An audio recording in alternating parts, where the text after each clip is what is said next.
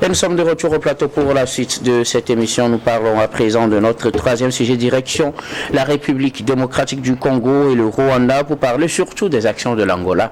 L'Angola qui multiplie ses actions diplomatiques envers ces deux pays. Le président angolais João Lourenço a eu un long entretien téléphonique avec son homologue rwandais Paul Kagame. Entretien ce jeudi matin entre ces deux dirigeants. On sait que João Lourenço est le président désigné par l'Union africaine pour mener la médiation entre la République démocratique du Congo et le Rwanda dans cette guerre qui oppose les deux pays.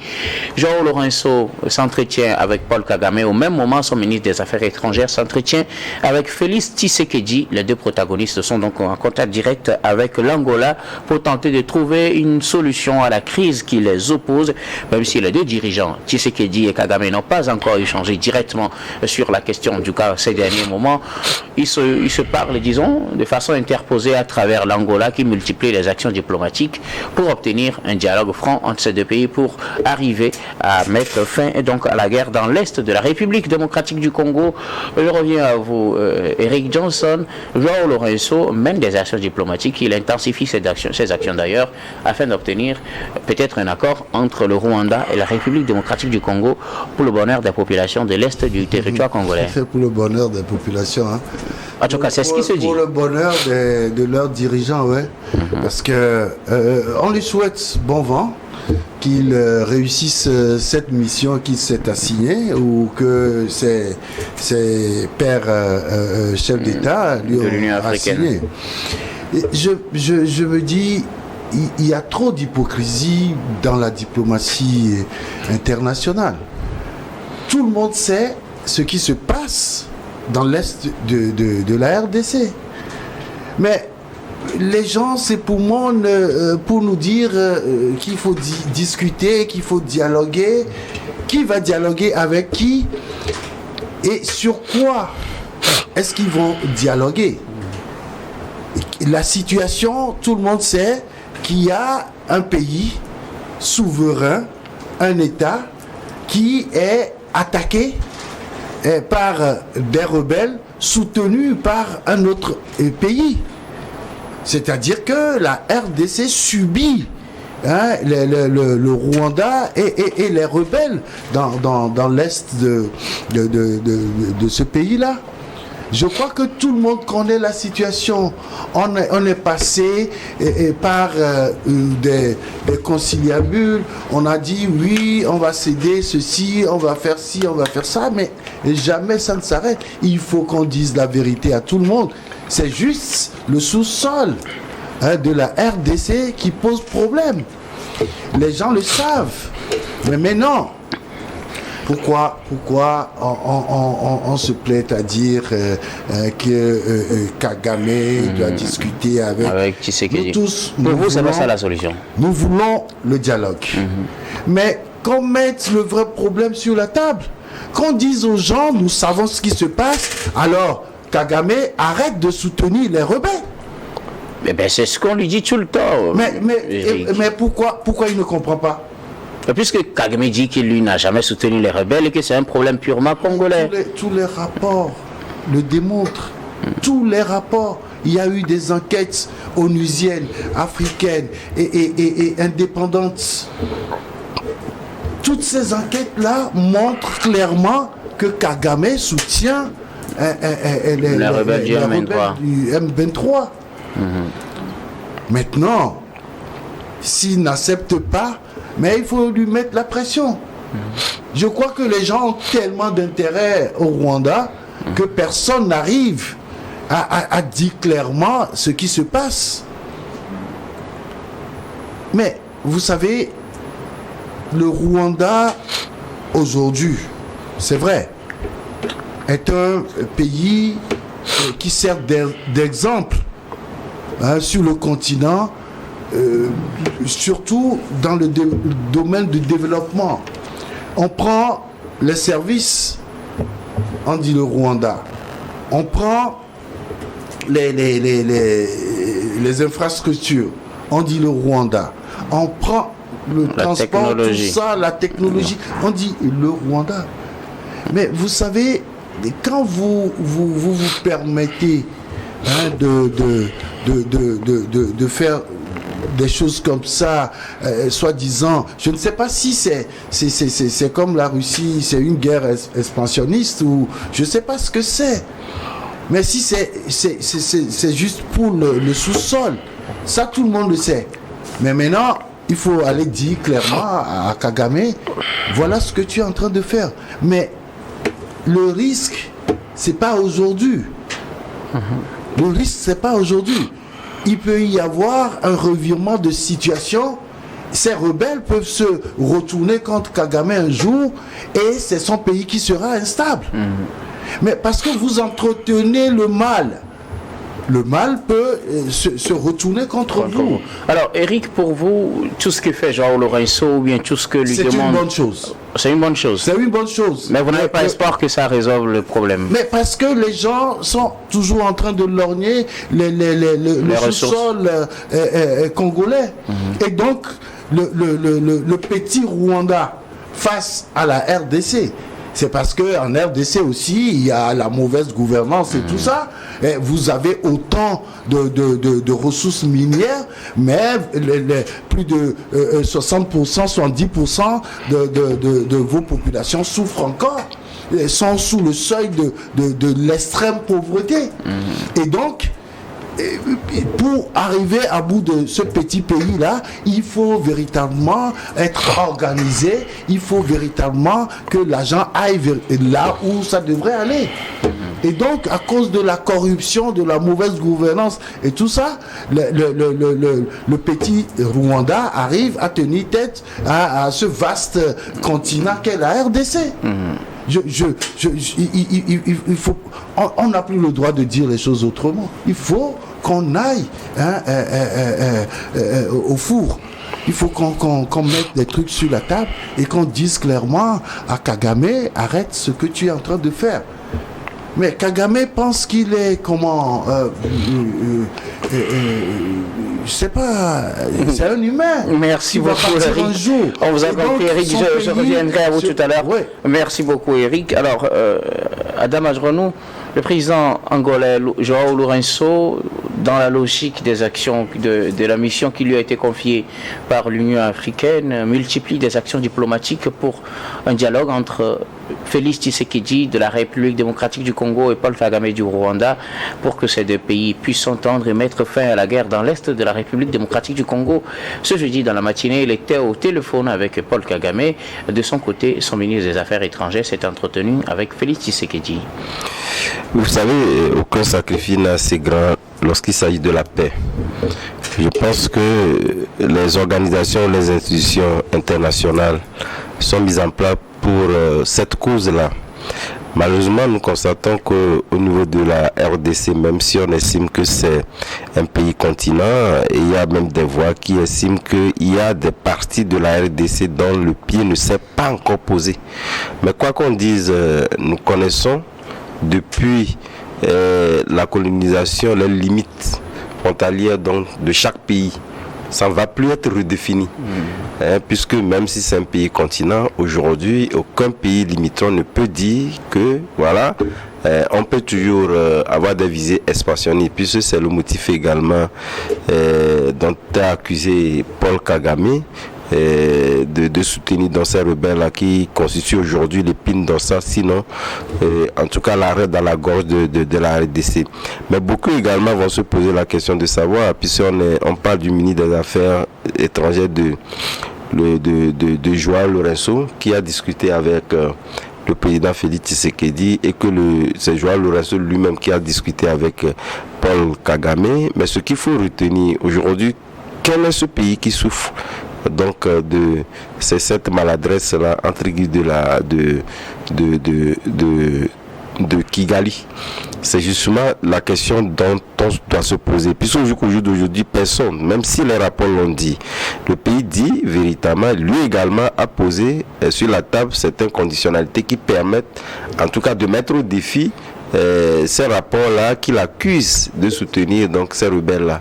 Mais au même moment, je pense par-dessus tout, c'est pas parce que vous êtes grand pour répondre à une des préoccupations d'Éric tantôt, c'est pas parce que vous êtes grand que vous êtes obligé d'être fort. Nous l'avons toujours dit ici, que la RDC, le grand problème, parce que on trouve en lui qu'elle est faible, justement parce que on n'a pas eu le temps de pouvoir rehausser le niveau de son armée. On n'a pas eu le temps de pouvoir avoir une armée à la hauteur des enjeux limitants de ce pays-là. Puisque toutes les crises que la RDC a eues, c'est justement parce que ces crises-là sont orchestrées de pays extérieurs qui viennent déstabiliser et après on se dit que c'est la normale. Sommes-nous devant ces gens de faits également? Personne ne sait. Puisque quelque part nous avons une rébellion qui dure déjà des mois, pourquoi pas des années déjà, sur un territoire, voilà, sur un territoire et qu'on n'arrive pas à déloger. Donc ça inquiète. Puisque lorsque vous les maintenez, et pendant longtemps, les incursions que la RDC a voulu faire ont toujours eu des échecs, ou carrément repliés devant la puissance de ces rebelles-là.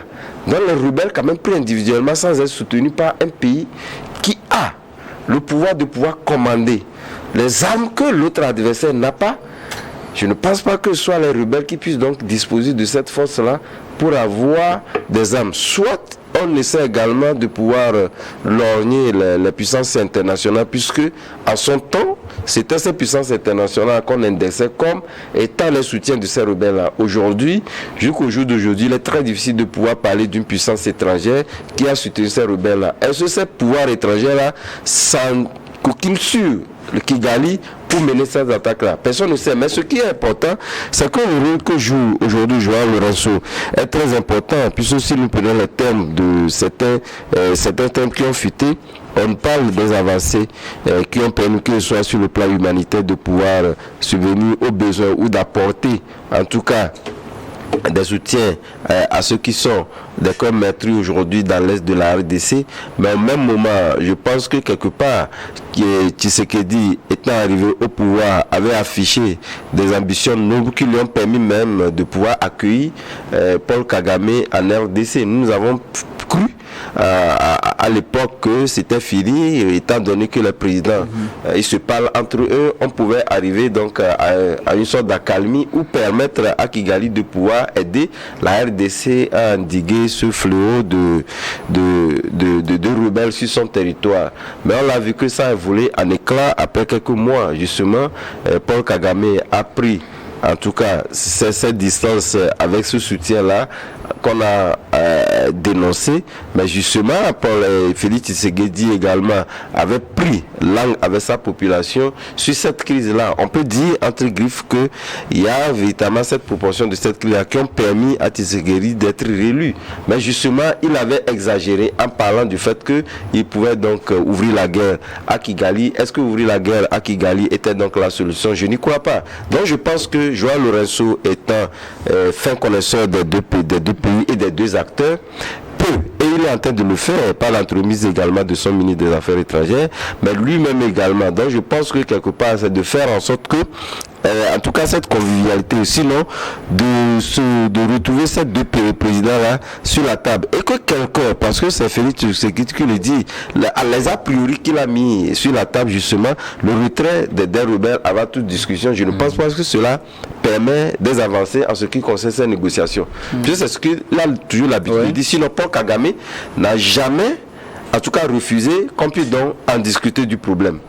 Mais lui, je pense que ces a priori ne sont pas aussi extrêmes comme ce que réclame aujourd'hui Tshisekedi. Donc je pense que pour arriver à une négociation, en tout cas adaptée, il faudrait quand même que Paul Kagame, pour une première fois, puisse rencontrer, je dis Félix Tshisekedi, puisse pour une première fois rencontrer Paul Kagame sans parler d'a priori. Mais les conditions, Kagame aussi les a posées, c'est-à-dire surtout la démobilisation des FDLR, qu'il estime qu'ils sont protégés par la République démocratique du Congo. Oui, c'est ce que dit. À partir du moment aujourd'hui, c'est vrai que lorsque vous prenez ces deux forces de mal là, de toutes les façons, chacun a de son côté des a priori. Donc on peut quand même, je pense que Lourenço, c'est ce que moi j'aurais souhaité, que chacun puisse taire ces a priori là et puis se retrouver, voilà, des discussions et qu'on puisse voir jusqu'où.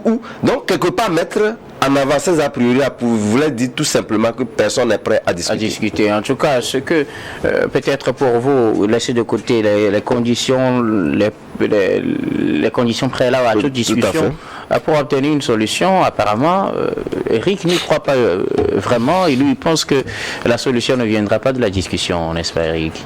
C'est pas... En réalité, mon problème, c'est qu'il y a trop d'hypocrisie.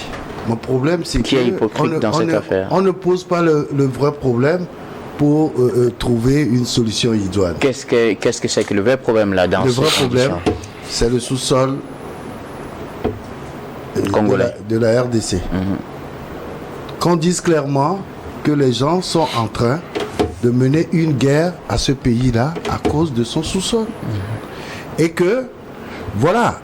Est-ce qu'il n'y a pas aussi des antécédents ou d'autres situations qui poussent les autres pays à aller lorgner du côté du Congo pour son sous-sol?